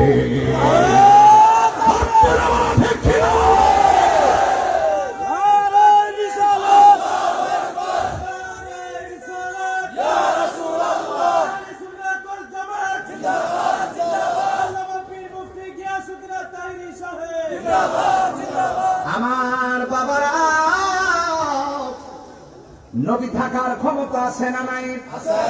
এখন কইবেন হুজুর, একসঙ্গে যদি 100 কবর হয়, একই সঙ্গে যদি দাফন করা হয়, একই সঙ্গে যদি প্রশ্ন করা হয়, একই সঙ্গে নবী এত কবরে থাকবো কেমনে? সোজা হিসাব, সোজা হিসাব। একটা বৃষ্টিটা একই টাইমে একটা গাছ পানিতে হয়ে গেছে, 150 মানুষ আছেন একসাথে মারা গেছে। আজরাইল কয়জন? একজন। আজরাইলের পক্ষে এত বেলা বসে একই টাইমে কবর করবো কেমনি? আমার নবী বলেন, ইন্নাল্লাহা যাওয়ালিয়াল আরদা ফারাআইতু মাশারিকাহা ওয়া মাগারিবাহা। তোমার কাছে পৃথিবীটা অনেক বড় লাগে, আমার নবী তো সারাটা পৃথিবী আমার হাতের তালুর মধ্যে দেখি। হাদিসগুলো অমান্য করেন কেমনে? রাস্তা নাই তো। এই জন্য ধ্যানে জ্ঞানে আমলে আউলিয়া, ধ্যানে জ্ঞানে আমলে আউলিয়া। ইমানদার বলবে আমি দেখবো আমার বাম পাশে কোরআন, ডান পাশে আমার নেক আমল। কিন্তু শুরুতে ইমানের হিসাব হয়ে গেছে, প্রশ্নগুলো কইরা দুনিয়ার প্রশ্ন গোপন থাকে, আউট হইলে পরীক্ষা হয় না। আর কবর যাইবার আগে আল্লাহ প্রশ্ন আউট কইরা দিছে, মুখস্থ কইরা গেলে জবাব দিতে পারবা না। ইমান হলো এমন, ইমানের জোরে প্রশ্নের উত্তর দিতে হবে। এই জন্য আমার যুবক ভাইরা, ইমানদার কবরের ভিতরে ডান পাশে নেক আমল দেখবে, বাম পাশে দেখবে কোরআনটা তারা আলো দিতেছে। এখন বলবেন হুজুর, ওই কবরের ভিতরে ইমানদার কয়দিন করলে, ইমানদার কয়দিন পর্যন্ত থাকবে জানেননি? কয়দিন? ইসরাফিল সিংহা ফুৎকার দেওয়ার আগে তার ঘুম ভাঙবে না। 1 কোটি বছর হোক, 2 কোটি বছর হোক, ইসরাফিল যেদিন সিংহা ফু দিব, ইমানদার কইবা হারে এই মাত্র ঘুমাইলাম, কেডারে ঘুম ভাঙলো। এই কথাটা আপনি কেমনে ব্যাখ্যা করবেন কোন? এই কথাটা কেমনে ওজন দিবেন কোন? কোটি কোটি কোটি কোটি বছর চলে যাবে, কিন্তু ইমানদার জাল্লা টের পাবে না। কিন্তু বেঈমান হলে কেমন হবে শুনে যান। আমরা কি ইমানদার হইতে পারি? বেঈমান হইয়া কবরে গেলে, আহা কবরে রাজা, এই ছেলে, এই বেড়া করতেছি, দেশের কেউ নাই, সব বিদেশি বলেন না।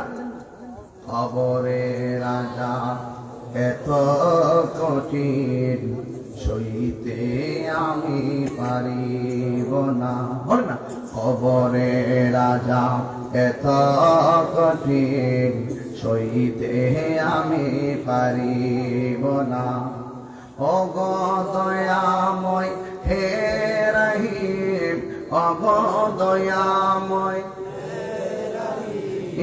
চাই যে তোমার করুণা, মৃত্যুর যন্ত্রণায় এত কঠিন, সইতে আমি পারিব না। কবরে রাজা এত কঠিন, সইতে আমি পাই। এলাকায় মসজিদ আছে নি? কয়টা আছে? জুম্মা কয়টা? জুম্মা কয়টা? নোয়াগাঁও জুম্মা মসজিদ 12টা, নারী কয়টা? 13টা। 13টাই জুম্মা। মসজিদের ওই পালকি খানা আসবে সবার কাছে, সবার জানা। মসজিদের ওই পালকি খানা আসবে সবার কাছে, সবার জানা। বড়ই পাতার গরম জলে, বড়ই পাতার গরম জলে, শেষ গোসল দিবে সবজনা। গোসল শেষে সাদা কাফনে চির বিদায় দিবে সবজনা। গোসল শেষে সাদা কাফনে চির বিদায় দিবে সবজনা। জোরে জোরে কি সুবহানাল্লাহ বলবেন না? আমার নবী বলেন, কবরের ভিতরে বেঈমানের 3টা শাস্তি বড় ভয়ঙ্কর। এর মধ্যে একটা শাস্তি হলো কবরের ডান পাশের মাটি আর বাম পাশের মাটি এমন জোরে তার একটা চাপা মারবে গো, ডান পাশের হাড্ডিগুলো বাম পাশের হাড্ডির ভিতরে ঢুকে যাবে। আমার নবী বলেন, কবরের মাটি যখন তোরে এমন ভাবে চাপা মারবো গো, আমার নবী কই তুমি এমন জোরে একটা চিৎকার মারবো, এমন জোরে তুই চিৎকার দিবি, তোর কান্না যদি পৃথিবীর কোন সুস্থ মানুষের কানে লাগতো, ওই মানুষের কানটা ফাইটা রক্ত বের হইতে হইতে লোকটা মারা যাইত। এই জন্য বাবা কবরে কষ্টের ভাগ কেউ নিবে না। তুমি 10 লাখ টাকা সুদে রেখে গেছো ব্যাংকে, তুমি মারা গেলে জুতার বাড়ি খাইবা কবরে তুমি, আর টাকা নিয়ে মাস্তানি করব তোমার পোলাই। এই জন্য হারাম টাকা রাখিয়া যাইয়েন না রে বাবা। সন্তানগুলোরে হালাল 10 টাকা দিয়া যান, আল্লাহর কাছে অনেক ভালো থাকবেন। এবার আমার নবী বলে কবরের ভিতরে আর একটা ফেরেশতা নামাইব। এই ফেরেশতারা কানে শোনে না, চোখে দেখে না, হাতের মধ্যে বিশাল বড় একটা হাতুড়ি থাকবে। এই হাতুড়ি দিয়া এমন ছুড়ে আঘাত করবে 70 গজ মাটির নিচে দিয়া নিয়ে ঢুকাইব। তুমি এমন জোরে কান্না করবা, তোমার কান্নার আওয়াজ পৃথিবীর কেউ শুনবে না। এই জন্য যুবক ও মুরব্বী আব্বারা শুনে রাখেন কথাটা। আরে বাবা, তুমি মারা গেলে তোমার সম্পত্তি ভাগ করার জন্য সন্তান ব্যস্ত হয়ে যাবে, কিন্তু কবরের কষ্টের ভাগ পৃথিবীর কেউ নিবে না। কয়দিন, একদিন না, 2 দিন না, এই শাস্তি হবে কিয়ামতের আগ পর্যন্ত চলতেই থাকবে। ইমানদার ঘুমায়া থাকবো, টের পাবে না গো। আর বেঈমান কবরে এমন শাস্তি পাবে, তার কান্নার আওয়াজ পৃথিবীর কেউ শুনবে না। মুরব্বী আব্বা, দাড়িগুলা বুঝি পেকে গেছে।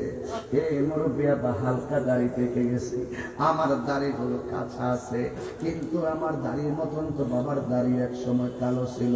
আব্বু রে, ও ভাই রে, এই দাড়িগুলা কোন দিন সাদা হয়েছে টের পাইছেননি? ও হুজুর, কোন দিন দাড়িটা সাদা হয়েছে আমি টের পাই না। আগের মতো চোখে দেখেননি? ওই হুজুর, আমি দেখি না। আগের মতো দৌড়তে পারেননি? ওই আমি দৌড়তে পারি না। আগের মতো জোরে কথা কইতে পারেননি? ওই হুজুর, আমি জোরে কথা কইতে আমি পারি না। আগের মতো বস্তাটা মাথায় তুলতে পারেননি? ও হুজুর, আমি পারি না। কই কেন জানে? আমরা বলি উনি মুরব্বী হয়ে গেছে এই জন্য পারে না, কিন্তু আমার ওলিউল আশিকে ভাই তার একটা মনের কথা বলছে। আগের মতো চোখে আমি দেখি না তেমন, চোখ জানি হইয়া গেছে কেমন।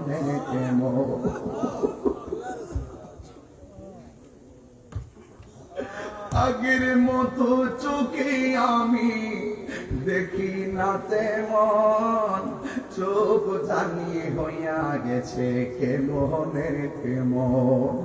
কেউ বুঝে না চোখে আমার কি হয়েছে, বলো কেউ বুঝে না চোখে আমার কি।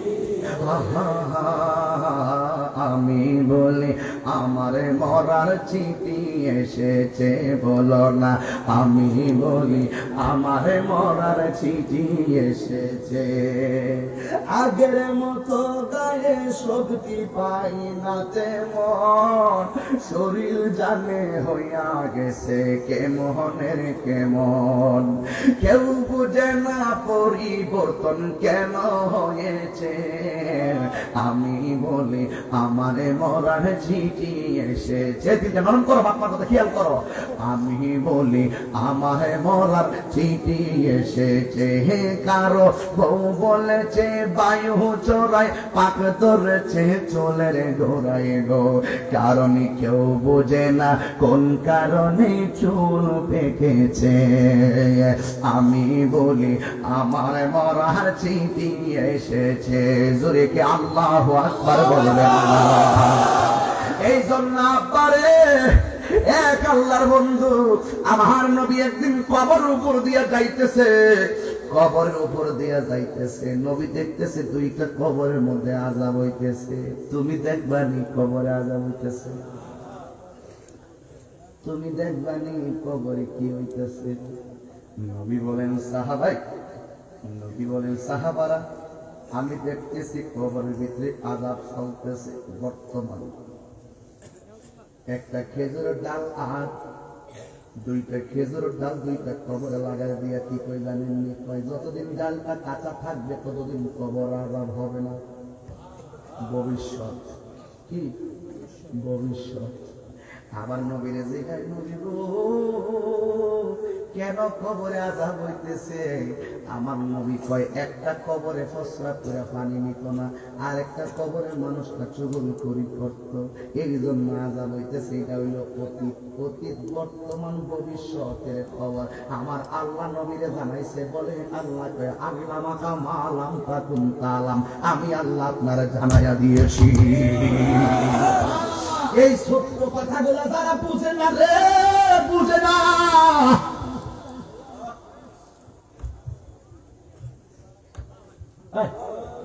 আবুল কাসেম নানতুবি সাহেব দেওবন্দের প্রতিষ্ঠাতা, তিনি বলতেছেন, আমি স্বপ্নে দেখলাম নবী আয়েশা লাঠি মুবারক দিয়া ডাক দিয়া কইতেছে, এখানে মাদ্রাসা করো।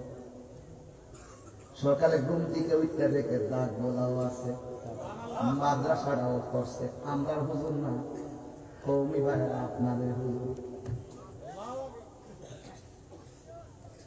এখন দাগও বিশ্বাস করলেন, স্বপ্ন বিশ্বাস করলেন। এখন নবীর ক্ষেত্রে আমরা যখন কথাটা বলি, আল্লাহ প্রদত্ত ক্ষমতা বলে, নবী দেখার ক্ষমতা আছে, এই কথাটা বললে আমাদেরকে একটু ফতোয়া দেন। তাই আমরা কি মনে করব, এটা কি মাদ্রাসার দাম বাড়াইবার লাগে কইছেন নাকি নবীর সম্মান বাড়াইবার লাগে কইছেন? আমি একটা কথা বলি বাবা, জানার নাম ঈমান না, মানার নাম হলো ঈমান। আমার নবী আসার ক্ষমতা, দেখার ক্ষমতা আছে না নাই? একদম রাগ করে লাভ নাই। ইতিহাস করেন, কিছু কিছু সমস্যা আছে, এগুলো যদি আমরা সরল ভাষায় না বইলা দিই, দ্বন্দ্ব থাকবে, দ্বন্দ্ব ভাঙ্গা দিয়া যায়। দ্বন্দ্বের দরকার নাই। তাহিরিও থাকবে না, তুমিও থাকবে না রে। ও বাবা, আমি তাহিরি মানি, তুমি না মানলে জোরে মানাইতাম না। তুমি মানো না, তোমার আমি জোরে মানাইতাম না। এই দুনিয়ায় হিসাব হবে না, হিসাব হবে হাসরের ময়দানে। কথা বলেন ঠিক কিনা?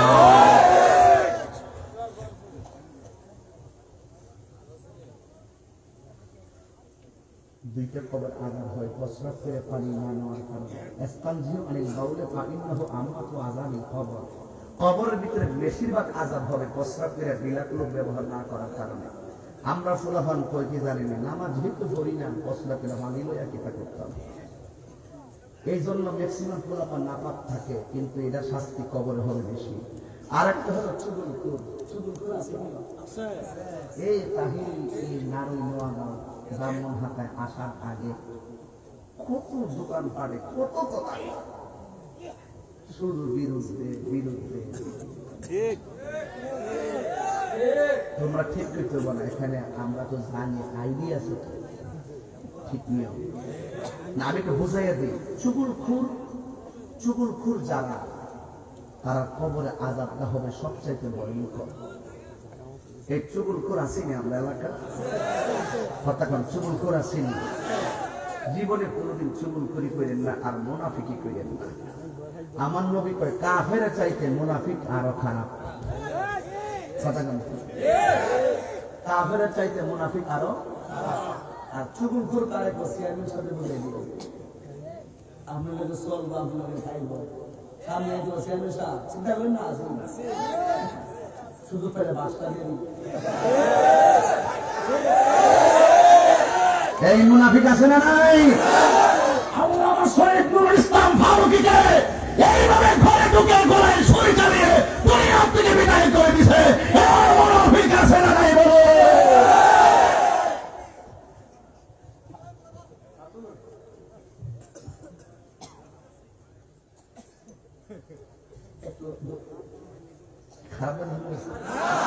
খারাপ আমার কইবেন, আমি ক্যাম্প দোয়া করে দেবো। আমার ওয়াজে মনোযোগ লাগে, আসলে মোটামুটি মনোযোগ আছে তো নাকি? তাইলে আমি চুগলখোরটার একটু সিরিয়াই দিই। হ্যাঁ, এটার নাম কি?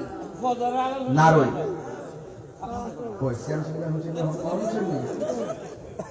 নিজই থাকতো না, বাইকটা যেন ফোন আইতেছে। আজকে ফোন আইতো না, আজকে তো তাইরি ভাই হয়েছে না, আজকে ফোন আইতো না। আরে ঘরের কথা বাইরে করো না। আপনার মনে একটু কষ্ট হইতেছে নাকি? আচ্ছা শুনেন, চুগলখোর চিনে গিয়ে একটু ঠিক নিও। এই গ্রামের নাম কি? আরেকটা কি? ব্রাহ্মণ হাতের একটা ছেলের বিয়া করে, নারী মেয়েদের বিয়া। মেয়েদের দেখতে পাইছে, আপনার দেখবেন, তুমি দেখতে চাইলে আমার যেমন দাওয়াত করতে যে একটা মিটিং করছেন না, কেউ একটা মাহফিল করুন, কারে দাওয়াত করা যাক। একজন কইছে মুখে, আরেকজন সে মুখে, আরেকজন না ভাই হিসাবে করে একটা পরামর্শ আমাদের ঠিক আছে, ঠিক না? আচ্ছা, তো আমরাও দেখতাম ওই পাশের ঘরের মানুষটারে জিজ্ঞেস যে এই মুখে মেয়েটা কেমন। তোমার পাশের ঘরের লোকটা পেতেছে না, মেয়েটা আলহামদুলিল্লাহ খুব ভালো, 5 ওয়াক্ত নামাজ পড়ে, পর্দাতে চলে, কোরআন তেলাওয়াত করে, মাথায় সবসময় কাপড় রাখে, কোনদিন বেপর্দায় চলতে দেখছি না। ভালো কথা না? 90% মেয়েটা ভালো, বিয়ে করবই। এরপরে মেয়েটা কোরআন তেলাওয়াত করে, মাশাআল্লাহ, এটা তো সুন্দর কথা। মেয়েটা 5 ওয়াক্ত নামাজ পড়ে, তাহাজ্জুদ করে, কোনদিন দেখছি না মার্কেটে যাইতে, তাহলে বিয়া তুই হোক তার আগে হইব, ঠিক না? কিন্তু 99 ভাগ কি হয়েছে, সুগুল করে ধর্মটা দেখা দিতেছে। লাস্টে কাছে ও সারাদিন দেখছি ফোনে জানে কান লগে কথা কয়।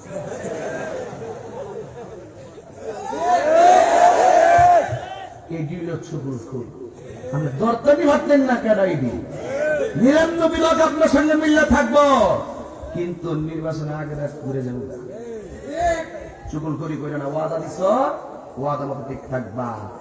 ওয়াদার দাম আছে। তাহিরি ওয়াদা করছে, জানি ফিরে ইসলামকে বিশ্বাস করেন কিনা, পরে প্ল্যান করছি হাইটটা সামনে জামাইলে মোটরসাইকেল যাই হবে, ওয়াদা রক্ষা করতে যায়, বুঝেন কিছু? এবার খোলা ফান্দি যে রাস্তা দিয়ে আনছে, মোটামুটি ভোট করে কাতার করলাম, আমি আল্লাহ একদম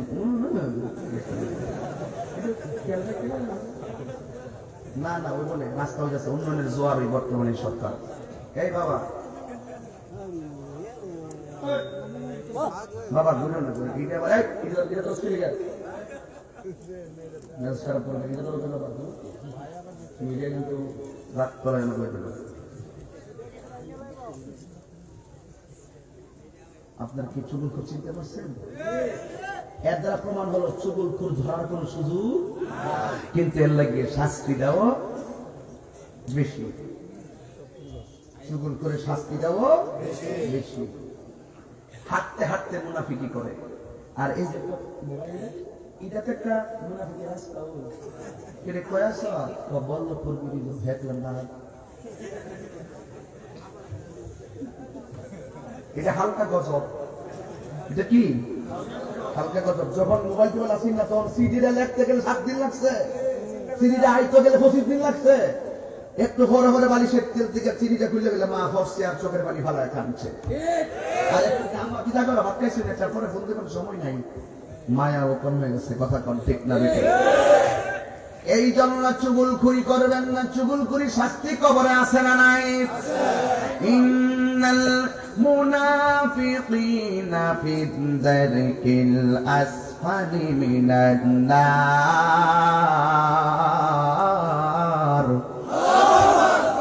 আমার দেশে মুনাফিকও আছে না নাই?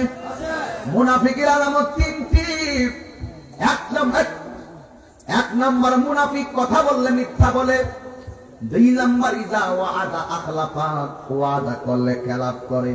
3 নম্বর ইজা আতুমিনা খানা, আর কাছে আমানত রাখলে আমানতের খেয়ানত করে। এমন মুনাফিক সমাজে আছে না না? এই জন্য আমার বাবা মুনাফিকের শাস্তি বললাম, কবরের আযাব বললাম, আর একটা আযাবের কথা বলে ইনশাআল্লাহ বিদায় হবে। তবে শুনে রাখেন, আমার নবী আপনার নবী বলে, আমি স্বপ্নে দেখলাম একদল মানুষগুলোরে সাগরের মধ্যে ফালাইয়া একেবারে রক্তের একটা নদীর মধ্যে ফেলে দিয়েছেন। রক্তের নদীর পানিটা হলো আগুনের চাইতে 70 গুণ গরম। ওই নদীর পানির মধ্যে হাবুডুবু খাইতেছে, আর নদীর পারে আসলে তার মাথায় আবার পাথর দিয়ে বিল মারে, আবার তার নদীর মাঝখানে ফেলে দেয়। আমার নবী ডাক দিয়ে কয়, জিবরাইল, এই লোকগুলা কেডারে এমন ভাবে পাথর দিয়ে ঢিল মারতেছে, আবার গরম উত্তপ্ত নদীর পানির মধ্যে তারা স্বাদ খাইতেছে আর কাঁদতেছে। ওই জিবরাইল কয়, নবী গো, এরা আর কেউ না, এরা হলো দুনিয়ার সুদখোরের দল।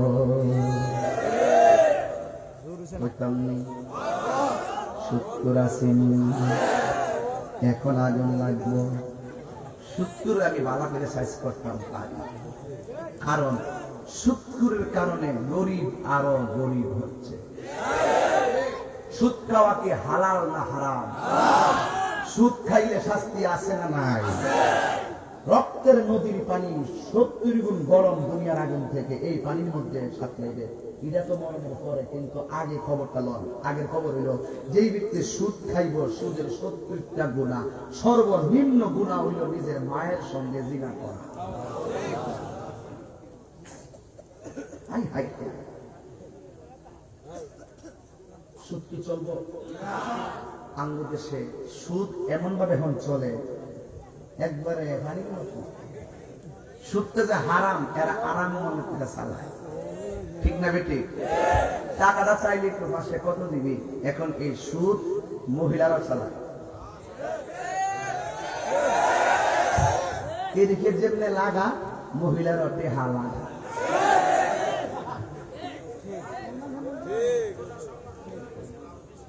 একটু বল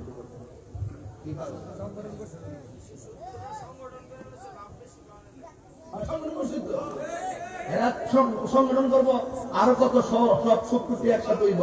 এই সূত্রের লোকে আমরা কোনো সম্পর্ক নাই। ঠিক কিনা বলো? সত্য সত্য সত্য।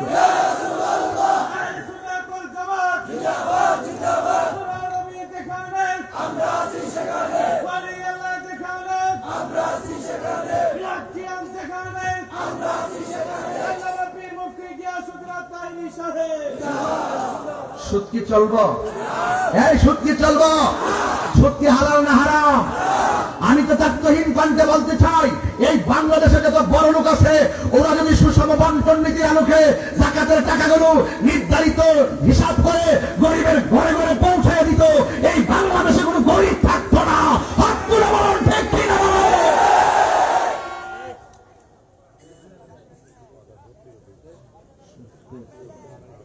সুদ করলে কোনো আপোষ নেই। এই সুদ করতে গিয়ে আমি করো নাইছি, ঠিক নেবে? ঠিক।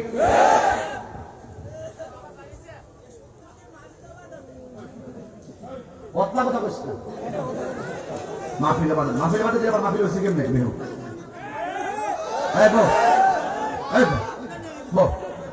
কথা কেন বেশি আলাপ করে না? আপনারা কি কষ্ট দিতেছে নাকি? তা ওষুধ কথা করলে কি বেজার হয়েছে নাকি? আপনারা সুদ করে কিছু আমার কিছু করতে পারবো? কম আছে নাকি?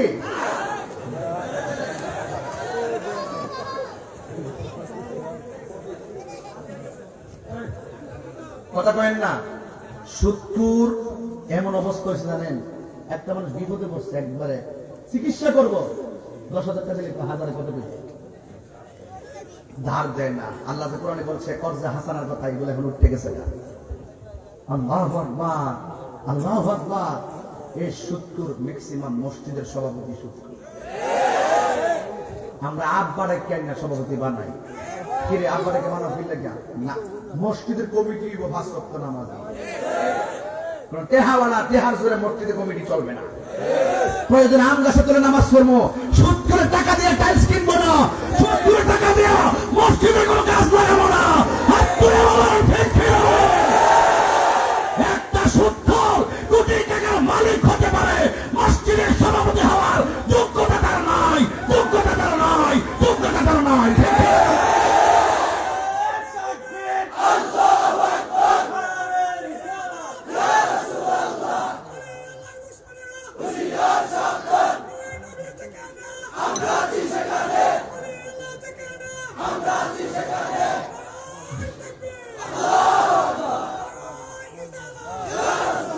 কি হবে বেঁচে থেকে, কি হবে বেঁচে থেকে অযথা বিদ্যা শিখে, যদি না গড়তে পারি সুদ মুক্ত সমাজটাকে।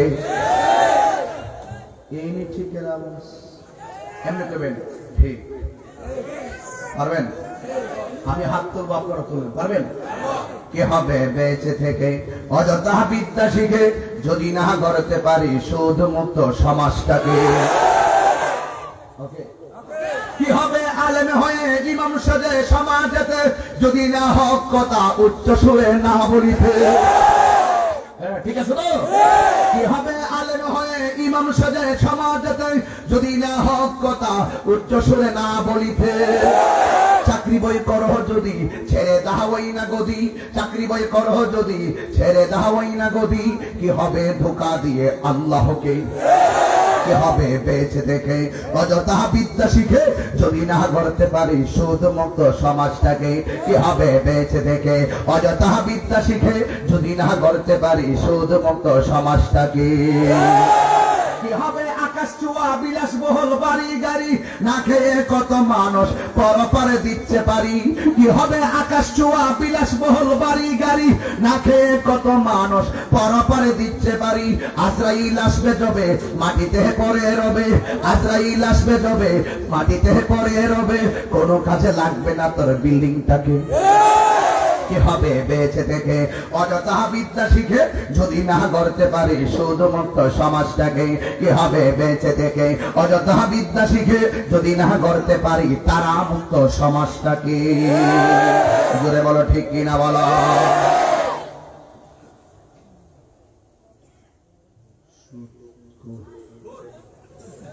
একজন আমার কে হুজুর সুদের ব্যাপারে একটু ওয়াজ করেন ঘুষের ব্যাপার দিয়ে কিছু কম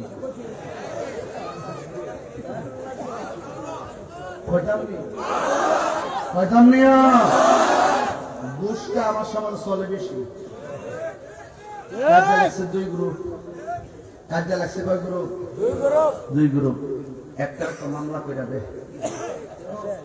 আমি দেহুম কয়েক ইহান থেকে 10,000 নেই আবার আর একটা কইতাছি তো আবার কইতাছি না হনা আবার হিজারিকা কইতাছে কখন চটনি একটা মামলা করে দিব কিরাম তো লাগবো ও চাচা দেন আমি আমার বাস আইন ইহান থেকে 10 কত হইছে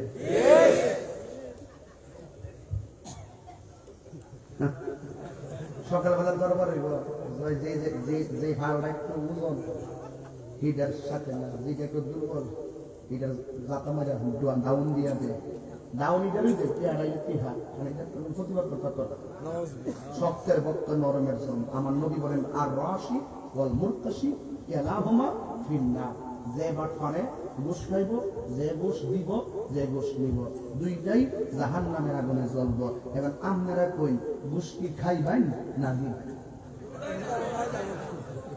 যদি কপি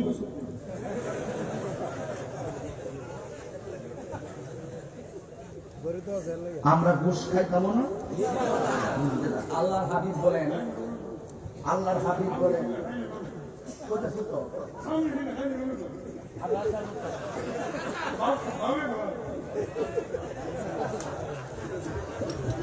আমি কি তা কম কইতাছি আর কত এত বেশি কোন যাও আমারও তো একটা ব্যবসা আছে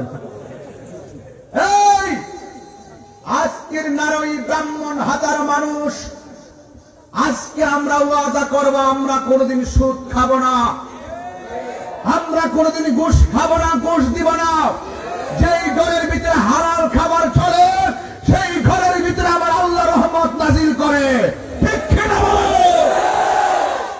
তখন মহিলার চেহারা লাগা জামা 1 লাখ পারেছে কয় লাখ 1 লাখ 1,100 1000 1 লাখে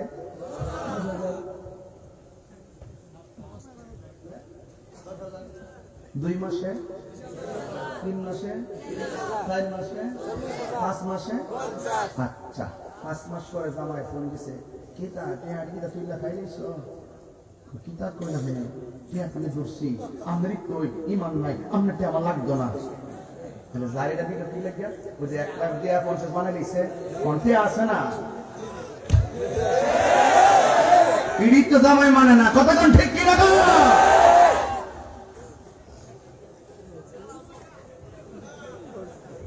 কাপড় কিনে আনছে আইনা করছে কত জানছ 2000 এটা একটা শাড়ি হলো জামা তো ঠিক আছে তোমার যে ভাড়া না লাগে তোমার মাকে তুমি করে বাস বউ তো লাগ খাইছি শুধু এই ব্যক্তিরা এই বেরি আল্লাহ কইছে আর রিজালু কাওয়ামুনা আলা নিসা পুরুষ হলো নারীদের পরিচালক তুমি চাবি দিয়ে দিছো তোমার বউয়ের হাতে তো তোমার ঘরের ভিতরে রহমত আইব কেমনে আমার মা আরে কই মা আরে মা ও মা তোমার জন্য নিরাপদ জায়গা তোমার ঘর বাজার না কথা বলেন ঠিক কি না কর শ্বশুরে যখন ঘোরা ঘোরা মাছ আনে গালটা শোনাইবে জামাই এত কিনা মনটা রাখতে দেখো, দেখো না মরা মাছ জানছি, বাসন যা কাটা তোলা লাগিয়ে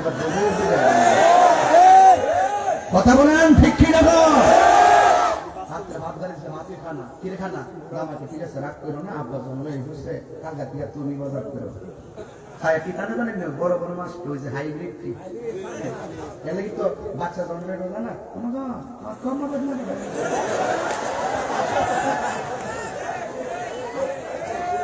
কিরে খবর কথা করে আমার মা শাশিরা তো পেটের মধ্যে বাচ্চা রেখা মরিচ মারছে ধন্য মারছে হলুদ মারছে রান্না করে খাওয়াইছে বিকেল বেলা সন্তান হয়েছে দুপুর বেলা ভাত বাইরে খাওয়াইছে এত নিয়ামত পাইছে কেমনে? একমাত্র সততার কারণে, বাধ্যতার কারণে, নম্রতার কারণে, পর্দার কারণে, হক কথা বলার কারণে। ঠিক ঠিক না বলো?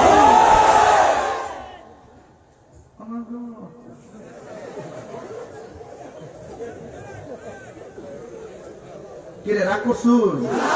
আমি বাস্তব বলছি, বাস্তব বাস্তব বলছি। এই জন্য মা এই পেটের সন্তানকে যদি আল্লাহর ওলি বানাইতে হয় ওই গাউসে পাকের আম্মার মত নইতে। গাউসে পাকের আব্বা এসে দেখতেছে একটা লোক উপরে বাহিরে একটা শাড়ি কাপড় দিকে চাইয়া রইছে। গাউসে পাকের আব্বা শাড়ি কাপড় তার আগুন লাগায় পুড়ে রইছে। পরে গাউসে পাকের আম্মা বলছে আপনি শাড়িটা ফুলের দিলে গিয়া নতুন শাড়িটা তোমার ফেটের ভিতরে বাচ্চা আছে, এই শাড়ি কাপড়টা যদি তুমি পরো, শাড়ি কাপড়টার দিকে একটা লোকে বদনজর করছে, এই বদনজর তাসিরটা ফেরো করবো, ফেরের তাসিরটা আমার সন্তানের উপরে করবো, এর লাগে আমি একটা ফেলে দিছি। আর আমার দেশের মহিলারা 7 মাস আর 8 মাস হইলেও এমনি হাঁটতে একটা বাজারও যায়, মার করা যায়। এইগুলো তো বাইরে বুঝতে পারে নতুন হইলে হইব।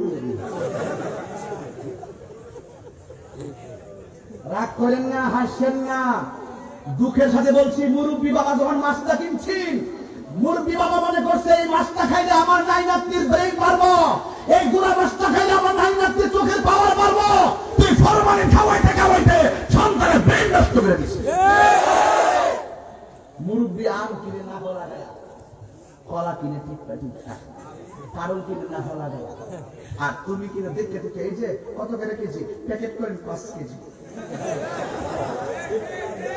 পরে চাইয়া দিই রে ভাই সেই সময় আমরা দুধ দিয়ে লইলে খাও।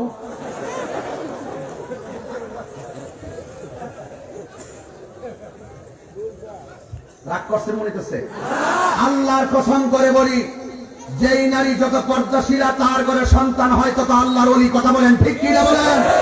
মহিলাদের জন্য প্রথম তার জন্য নির্ধারিত এবং নিরাপদ জায়গা হলো ঘর, পুরুষের জন্য হলো নিরাপদ জায়গা এবং উত্তম জায়গা মসজিদ। কথা বলেন ঠিক কিনা বলেন? এই জন্য আমরা সবাই আমার মা বোনদেরকে, ওখানে অনেক মা বোনরা রাগ করবো, আল্লাহ চকের তোমার মরিচ বেশি জ্বালা দেখবেন, বাক্য খাইছি না হলো নারু গ্রামের খাওয়ানটা খাইলে দিব, কেমন মজা এটা দেখতে দিব। বাবা কবুল, এখানে কিছু আমার গজল আছে, এটা নিয়ে এলো রমজান মাসে হইতে হইতে পড়বেন, এতে কাছে বইটা মসজিদে বইয়া পড়বেন। অনেক সুন্দর সুন্দর গজল আছে এখানে, আমার কিছু গজল আছে নিয়ে 50 টাকা করে আস্তে আস্তে দিও। এই বাবা বাবা, আল্লাহ বন্ধু কবর থেকে লাশ উঠাইছে খাওয়ার দিয়া, দেখতেছে কবর থেকে নিচ পর্যন্ত জাহান্নামের আগুন জ্বলতেছে। ওই ছেলেটারে জিজ্ঞাসা তোমার এই শাস্তি কি লেগিয়া? আমার শাস্তি হলো আমি আমার দুনিয়াতে থাকতে আমার আম্মারে আমি এই পাও দিয়ে লাথি দিছিলাম। মা গো আমা, মনে করেন আমি তোমাদের বিরুদ্ধে ওয়াজ করছি। আমার মা জীবনে যে বাজার থেকে, আমার মায়ের জীবনে বাজারে যাইয়া 1 টাকা কাপড় কিনে নেয়, জীবনে 1 টাকা কাপড় কিনে নেয়। একটা কথা বলি, সময় ঘুরে জায়গা দোকান করি না, ওদের একটা কথা বলি, আমার ওয়াজ আমি যতক্ষণ কথা বলছি কোরআন সুন্নাহ আর যুক্তির বাইরে কি একটা কথা বলছি? তবে আরেকটা কথা কম, সবাই এমনি বলতে হাঁটতে এবার মানবেন নি, মানবেন নি। যদি মা বাপ কবরে যায় থাকে, আপনারা সবে বলতে রাত আসতেছেন, এই রাত্রে শেষ রাতে যায় মা বাবার কবরটা জিয়ারত করবে। এবং জুমার দিন, বরকতা দিন বলতেছি, জুমার দিন মা বাবার কবরটা জিয়ারত করবে। আর মা বাপ যদি বাঁচতে থাকে, আজকে যায় মা বাপরে খাওয়া করে দেবে না, মা আমি অনেক ভুল করছি, তোমার কষ্ট দিচ্ছি, কারণ আমার বাপটা ছিল আমার একটা বদমাস, এই বাপটা চলে যাওয়ার পরে আমি পাগলের মতন গুরু করে বলি, কত মানুষকে দেখছি আমার বাবার মতো লাগে না। আজকে পায়া ধরে বলি যুবক, আজকে একটা মানুষ লয় না, ওরা সব দিলগুলো নরম হয়ে গেছে।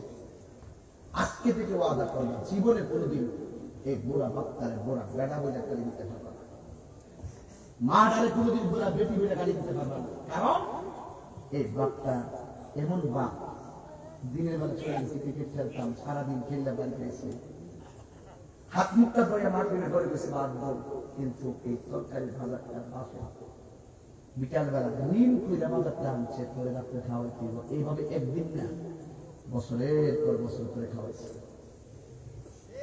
বাপটা বাপ মারা যখন লাভ হইয়া জায়গা, তোমার শরীরে তখন শক্তি থাকে, বাপ মাছ কিন্তু করে তুমি প্যারাসিটামলের টেহারাও দেও না। আল্লাহ কসম কইরা বলি, বাপ মারে যারা কষ্ট দিচ্ছে এরা জীবনে সুখ পাইছে না। রাগ করেন না, কারণ আমি প্রতি মাসে 5 মিনিট মায়ের কথা না বললে আমার শান্তি লাগে না।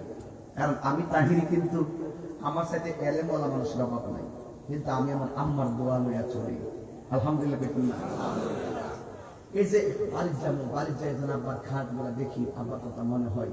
অনেক আমার হুজুর এই কথার প্রতি মাফিল কোন কিনলে, আরে ভাই কই কিনলে গে, প্রতিদিন তো গেলে আমি ঘরটা দেখি, এর লেগে প্রতিদিন করি।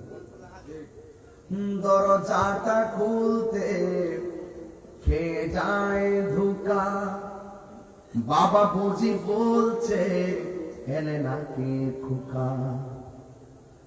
দরজাটা খুলতে খেয়ে যায় ধোকা, বাবা বুঝি বলছে এলে নাকি খোকা। বুকের ভেতরটা নড়ে চড়ে উঠে, চোখ বেয়ে জল নেমে আসে, শুধু মানে শুধু বাবা নেই, শুধু মানে শুধু মানে। জানি ফিরে পাবো না হারানো তিথি, বাবা শুধু তাহিরির প্রেমে বাঁধা স্মৃতি। জানি ফিরে পাবো না হারানো তিথি, বাবা শুধু তাহিরির প্রেমে বাঁধা স্মৃতি।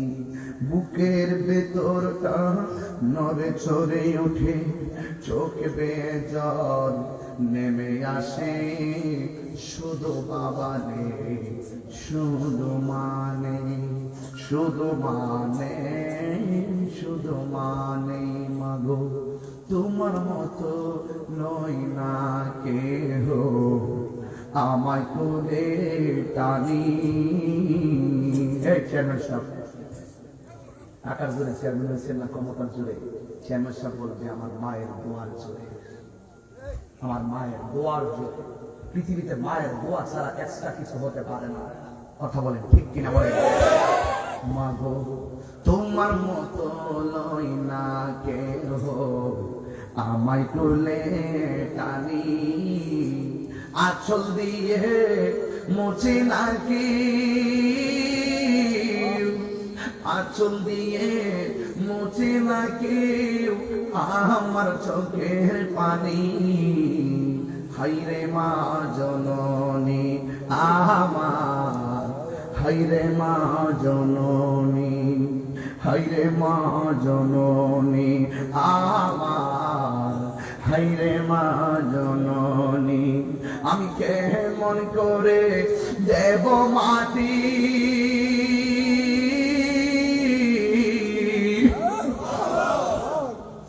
আমি কেমন করে দেব মাটি তোমারি কবরে। মা তুমি আমার আগে যেও না গো মরে, মা তুমি আমার আগে যেও না গো মরে। যদি আল্লাহু আকবার বলবেন না? আমার নবী বলেন আল জান্নাতু তাহতা আকদামিল উম্মাহাত, মায়ের পায়ের নিচে সন্তানের জান্নাত। আজকে দুইটা কারণে সন্তান বিপদগামী, একটা হলো নেশার কারণে, আর একটা হলো বাবার মনে কষ্ট দেওয়ার কারণে। কথা বলেন ঠিক কিনা? এই মাহফিলে আমার অনেক প্রশাসনের ভাইরা এসেছেন। প্রশাসনের ভাইদের হাতকে শক্তিশালী করবেন। যারা সমাজে মাদক সেবন করবে, ইয়াবা ট্যাবলেট খাবে, তাদের গোপনীয় ভাবে তাদের তালিকা প্রশাসনের কাছে দিয়ে দিবেন। কারণ সন্তানের কারণে, নেশার কারণে তার জীবন ধ্বংস, নেশার কারণে তার ঘরটা ধ্বংস, নেশার কারণে তার সমাজ ধ্বংস, নেশার কারণে তার ভবিষ্যৎ ধ্বংস, নেশার কারণে তার স্বপ্ন বিলীন, নেশার কারণে তার ঈমান ধ্বংস হয়ে যায়। এই জন্য জবান খুলে বলেন, নেশা কি চলবে না, বন্ধ হবে? আর জোরে কোন চলবে না, বন্ধ হবে? মা বাবার মনে আমরা কষ্ট দিব না, শান্তি দিব। সবাই কি রাজি আছেন? সবাই কি রাজি আছেন? আমার মনে হয় কবরে আযাবের দিকে খেয়াল করে এমন কোন সাইড বাদ নাই যে আমি না বলছি। আকীদা থেকে ধইরা এমন কোন সাইড নাই যে আমি না বলেছি। আপনারা কি আমার প্রতি বেজার হয়েছেন? আর যদি বেজার হয়েছেন, কারা কারা খুশি হয়েছেন একটু হাত তুলেন তো দেখি। তাহলে আমার সাথে কি মায়ের সেই গানটা গাইতে পারবেন? মা কেন, হাত ধরাবেন, হাত ধরাইতে হবে, হাত ধরাইতে হবে। মা কেন এত দামি, বলে বলো মা কেন এত দামি, জানে না সকলে, বলো জানতো যদি পড়তো দেখে কোরআন হাদিস কোনে। একটি হজের সওয়াব মিলে, একটি মিলে মাকে একবার দেখিলে, দেখিলে মা কেন এত দামি, জানে না সকলে। মায়ের পাগল হাত নামায় না। আহা মা কেন এত দামি, জানে না সকলে। দুটি বছরে পান করালো মায়ের বুকের দুধ, বললে পিঠে নিয়ে আমার দিতেন কত শোক। সেই মায়ের কষ্ট দিলে, সেই মায়ের দিলে খোদার রসট হলে, মা কেন এত দামি, জানে না সকলে। বলো মা কেন এত দামি, জানে না সকলে। মা কেন মায়ের খেদমত চাইতে চাই না।